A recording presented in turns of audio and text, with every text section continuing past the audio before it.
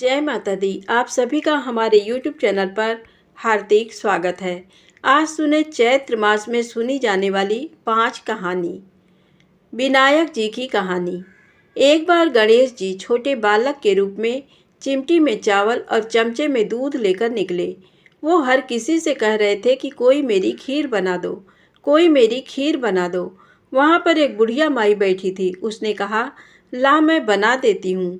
वह छोटा सा बर्तन चढ़ाने लगी तो गणेश जी ने कहा कि दादी माँ, छोटी सी भगोनी मत चढ़ाओ, तुम्हारे घर में जो सबसे बड़ा बर्तन हो वही चढ़ाओ। बुढ़िया माई ने गणेश जी का मन रखने के लिए बड़ा बर्तन चढ़ा दिया। वह देखती रह गई कि वह जो थोड़े से चावल उस बड़े बर्तन में डाले थे वो तो पूरा भर गया है। गणेश जी ने कहा, दादी माँ, मैं नहा धोकर आता हूँ। जब खीर तैयार हो गई तो बुढ़िया माई के पोते पोती खीर खाने के लिए रोने लगे। बुढ़िया ने कहा, गणेश जी महाराज, तेरे भोग लगना, कहकर चूल्हे में थोड़ी सी खीर डाली और कटोरी भर भर कर बच्चों को दे दी। बुढ़िया की पड़ोसन ऊपर छत पर से देख रही थी तो बुढ़िया ने सोचा ये चुगली कर देगी, इसलिए एक कटोरा भरकर उसे भी पकड़ा दिया। बेटे की बहू ने भी चुपके से एक कटोरी खीर ले जाकर खाई और कटोरा चक्की के नीचे छुपा दिया। अभी भी गणेश जी नहाकर नहीं आए थे और बुढ़िया को भी भूख लग रही थी, तो वह भी एक कटोरी में खीर डाल करके किवाड़ के पीछे बैठकर एक बार फिर कहा कि गणेश जी महाराज, आपके भोग लगे। ये कहकर खाना शुरू कर दिया। तभी गणेश जी आ गए। बुढ़िया माई ने कहा, आजा रे गणेश, खीर खा ले, मैं तो तेरा ही इंतजार कर रही थी। तब गणेश जी ने कहा, दादी माँ, मैंने तो खीर पहले ही खा ली। बुढ़िया ने कहा, कब खाई? गणेश जी ने कहा, जब तेरे पोती पोती ने खाई तब खाई, जब तेरी पड़ोसन ने खाई तब खाई थी, और जब तेरी बहू ने खाई तब भी खाई थी, और अब तूने खाई तो मेरा पेट पूरा ही भर गया। बुढ़िया ने कहा, बेटा, तेरी सारी बात सच है, लेकिन बहू बेचारी तो सुबह से काम में लग रही है, तो फिर उसने खीर कब खाई? गणेश जी महाराज ने कहा, चक्की के नीचे देख, जूठा कटोरा पड़ा है, तूने तो मेरे भोग लगाया, वह तो बिना भोग के ही खा गई। बुढ़िया ने कहा, बेटा, घर की बात है, घर में ही रहने दो। अब बताओ, बची हुई खीर का क्या करूं? गणेश जी ने कहा, नगरी को जिमा दो। बुढ़िया माई ने पूरी नगरी जिमा दी, फिर भी बर्तन खाली नहीं हुआ।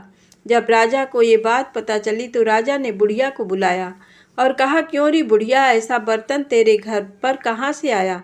ऐसा बर्तन तो राजमहल में होना चाहिए। बुढ़िया ने कहा, राजा जी, इस बर्तन को आप ले लो।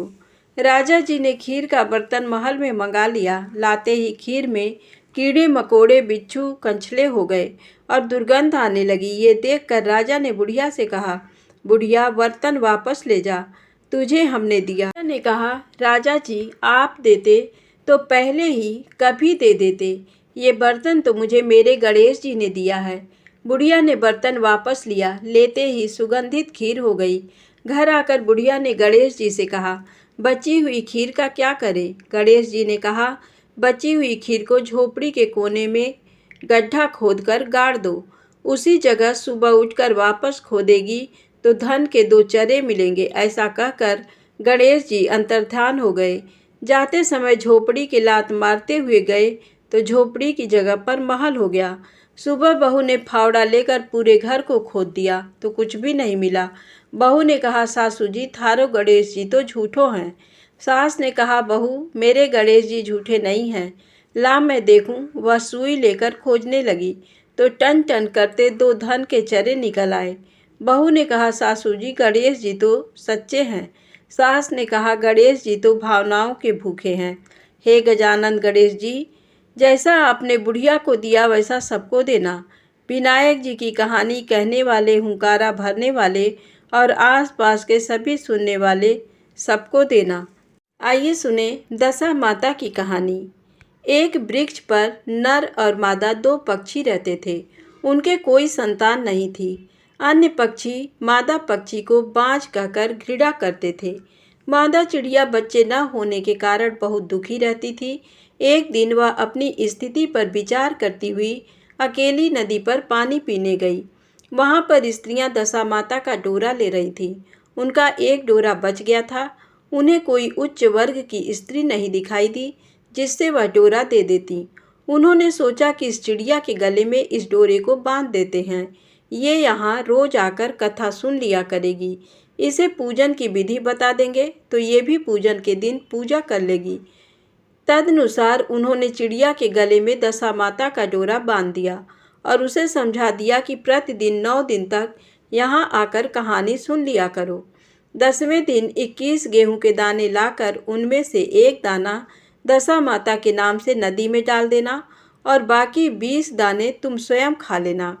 चिड़िया ने 9 दिन तक नियम पूर्वक दशा माता की कहानी सुनी।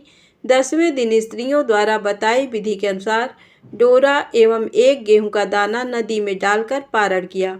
कुछ दिनों के बाद उस चिड़िया के भी बच्चे हो गए। अन्य चिड़ियों को बड़ा आश्चर्य हुआ कि इसे तो बच्चे होते ही नहीं थे, अब बच्चे कैसे होने लगे। वह चिड़िया बोली, अब मुझे बच्चे नहीं होते थे तो सब मुझे बांझ कहकर पुकारती थी, अब मुझे दशा माता की कृपा से बच्चे होने लगे हैं।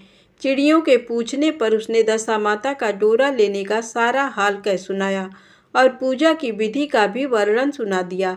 तब से जंगल की सारी चिड़ियाँ दशा माता का व्रत करने लगीं। धरती माता की कहानी। प्राचीन समय की बात है। एक गांव में एक माँ और उसका बेटा बेटी रहा करते थे। माँ गरीब थी, वह मजदूरी करके अपने परिवार का पेट भरती थी। धीरे धीरे दिन गुजरते गए और बच्चे बड़े होने लगे। बेटी शादी के योग्य हो गई। तब माँ बूढ़ी हो गई। माँ ने अपने बेटे से कहा कि बेटा, तेरी बहन शादी की योग्य हो गई है, इसलिए तेरे जैसा घर बर देकर उसकी शादी करना। ऐसा बोलकर माँ तो कुछ दिनों बाद मर गई। उसका भाई गांव गांव में घूमा, लेकिन बहन के योग्य पति नहीं मिला। वह घूम घूम कर थक गया और एक दिन सोचने लगा कि मेरे जैसा तो इस दुनिया में कोई नहीं है, इसलिए मैं ही इसे शादी कर लेता हूँ। ऐसा सोचकर वह चुनरी और शादी के लिए सब सामान ले आया। तब उसकी बहन ने पूछा कि भाई, तुम ये सब सामान क्यों लेकर आए हो। तब उसके भाई ने कहा कि बहन, ये सब सामान तुम्हारी शादी के लिए लेकर आया हूँ। गांव वालों ने बहन से कहा कि तुम्हारा भाई ही तुमसे शादी करने वाला है। तब बहन ने जाकर अपने भाई से पूछा कि भाई, मेरी शादी किससे कर रहे हो। इस पर भाई ने कोई जवाब नहीं दिया। तब बहन समझ गई। उसने एक लोटे में जल लिया, चुनरी ली और चप्पल पहनकर जंगल की तरफ चली गई। जंगल में गाय चराने वाले ग्वालों ने उससे पूछा कि कहाँ जा रही हो, तो वह कुछ नहीं बोली। वन में जाकर वह धरती माता को पुकारने लगी और बोली कि हे धरती माँ, अब तुम ही मेरी लाज रखना, वरना अनर्थ हो जाएगा। वह बोली, मैं क्या करूं? माँ, मुझे अपनी गोद में ले लो, नहीं तो अन्याय हो जाएगा। तब धरती फटी तो बहन ने एक तरफ लोटा, चुनरी और चप्पल रख दिए और वह धरती में जाने लगी। इतने में दौड़ता हुआ उसका भाई जंगल में आया और उसने ग्वालों से पूछा कि मेरी बहन किधर गई है। ग्वालों ने कहा कि तेरी बहन उस तरफ गई है। वह बहन बहन पुकारता हुआ उस तरफ दौड़ता है। तब वह देखता है कि उसकी बहन धरती में समा रही है। ये देखकर वह बहन को पुकारता हुआ उस तरफ दौड़ता है। तब तक उसकी बहन धरती में समा चुकी थी, केवल थोड़े से बाल दिखाई दे रहे थे। वह बहन के बालों को मुट्ठी में पकड़कर रोने लगा। बहन, तू सत्य के लिए धरती माँ की गोद में समा गई। मेरी बुद्धि भ्रष्ट हो गई थी। माँ का वचन निभाने के लिए मेरे जैसा कोई वर नहीं मिला, इसलिए ऐसा विचार आया। ऐसा बोलकर वह जोर जोर से रोने लगा। पर धरती माँ ने सत्य के लिए बेटी को अपने में समा लिया। जो बाल बाहर थे वे दूब बन गए। इसलिए औरतें धरती माता की कहानी सुनती हैं और चुनरी, चप्पल, लोटा, बर्तन में हरी मूंग और लड्डू कुंवारी कन्या को देती हैं। जो भी धरती माता की कहानी सुनता है, धरती माता उसको सुखी रखेंगी। हे धरती माता की कहानी कहने, सुनने और हुंकारा भरने वाले सभी को सुखी रखना। बोलो धरती माता की जय। लक्ष्मी माता की कहानी। एक गांव में एक साहूकार रहता था। साहूकार के एक बेटी थी। वह हर रोज पीपल सींचने जाती थी। पीपल के वृक्ष में से लक्ष्मी जी प्रकट होती थी और चली जाती। एक दिन लक्ष्मी जी ने साहूकार की बेटी से कहा, तू मेरी सहेली बन जा। तब लड़की ने कहा कि मैं अपने पिता से पूछकर कल आऊँगी। साहूकार की बेटी ने घर जाकर अपने पिता को सारी बात कह दी। तब उसके पिताजी बोले, वह तो लक्ष्मी जी हैं, अपने को और क्या चाहिए, तू लक्ष्मी जी की सहेली बन जा। दूसरे दिन वह लड़की फिर गई। तब लक्ष्मी जी पीपल के पेड़ से निकल कर आईं और कहा, सहेली बन जा। तो लड़की ने कहा, बन जाऊंगी, और दोनों सहेली बन गईं। लक्ष्मी जी ने उसको खाने का न्योता दिया। घर आकर लड़की ने माँ बाप को कहा कि मेरी सहेली ने मुझे खाने का न्योता दिया है। तब बाप ने कहा कि सहेली के जीमने जाइयो, पर घर को संभाल कर जाना। तब वह लक्ष्मी जी के यहाँ जीमने गई तो लक्ष्मी जी ने उसे साल दुसाला ओढ़ने के लिए दिया, रुपए दिए, सोने की चौकी, सोने की थाली में 36 प्रकार का भोजन करा दिया। जीम कर जब वह जाने लगी तो लक्ष्मी जी ने पल्ला पकड़ लिया और कहा कि मैं भी तेरे घर जीमने आऊँगी। तो उसने कहा, आ जाइयो। वह घर जाकर चुपचाप बैठ गई। तब बाप ने पूछा कि बेटी सहेली के यहाँ जीम कर आ गई और तू उदास क्यों बैठी है? तो उसने कहा, पिताजी, मेरे को लक्ष्मी जी ने इतना दिया, अनेक प्रकार के भोजन कराए, परंतु मैं कैसे जिमाऊंगी?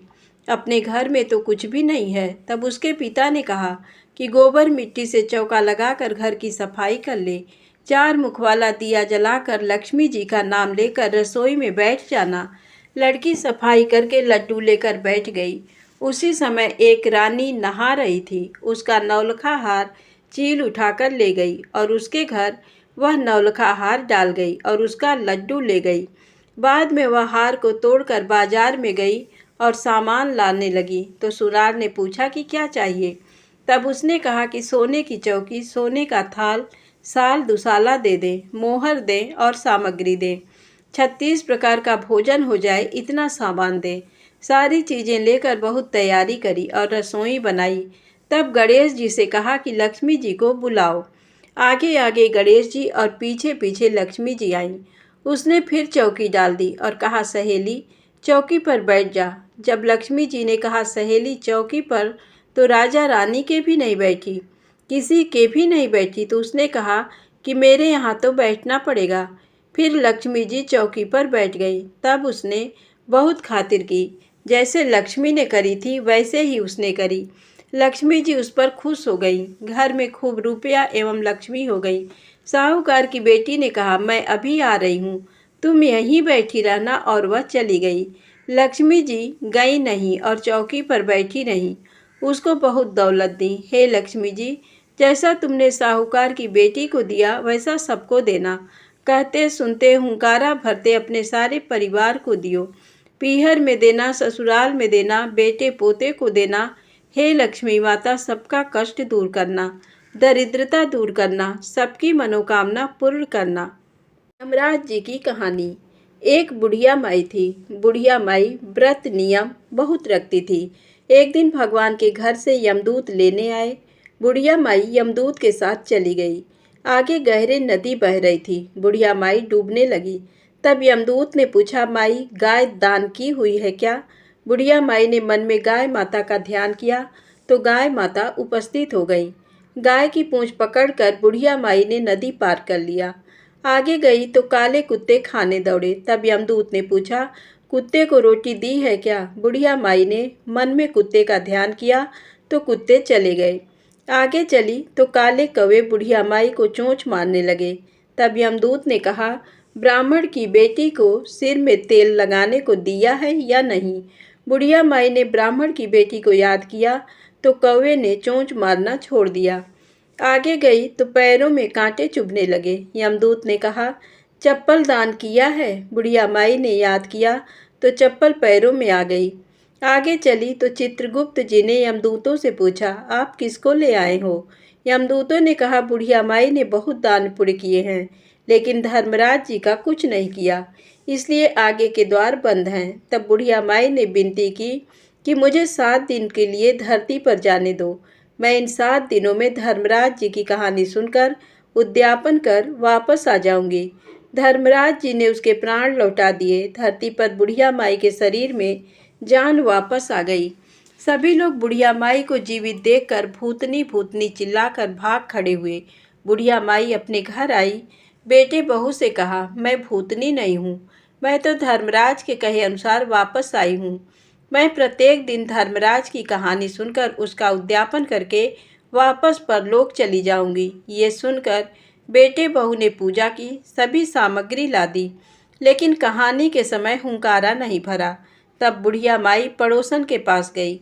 पड़ोसन ने कहानी सुनी और हुंकारा भी भरा। बुढ़िया माई ने 7 दिनों के पश्चात उद्यापन कर दान किया। 7वें दिन धर्मराज जी ने बुढ़िया माई के लिए स्वर्ग से विमान भेजा। विमान देकर सभी गांव वालों ने स्वर्ग जाने के लिए कहा। तब बुढ़िया माई ने कहा, मेरी कहानी तो केवल पड़ोसन ने सुनी है। ये सुनकर सभी गांव वालों ने बुढ़िया माई के पांव पकड़ लिए और धर्मराज जी की कहानी सुनाने को कहा। बुढ़िया माई से कहानी सुनने के बाद सभी गांववासी विमान में बैठकर स्वर्ग पहुंच गए। सभी गांववासी को देखकर धर्मराज ने कहा, मैंने तो केवल बुढ़िया माई के लिए विमान भेजा था। बुढ़िया माई ने कहा, मेरी कहानी इन सब ने सुनी है, इसलिए मेरा आधा पुण्य इनको दे दो और स्वर्ग में वास भी दो। तब धर्मराज जी ने सभी गांववासियों को स्वर्ग में वास दे दिया। सो हे धर्मराज जी, जैसे बुढ़िया माई को स्वर्ग दिया वैसे सबको देना। कहानी सुनने वाले को, कहानी कहने वाले को, कहते सुनते हुंकारा भरने वाले को धन्यवाद।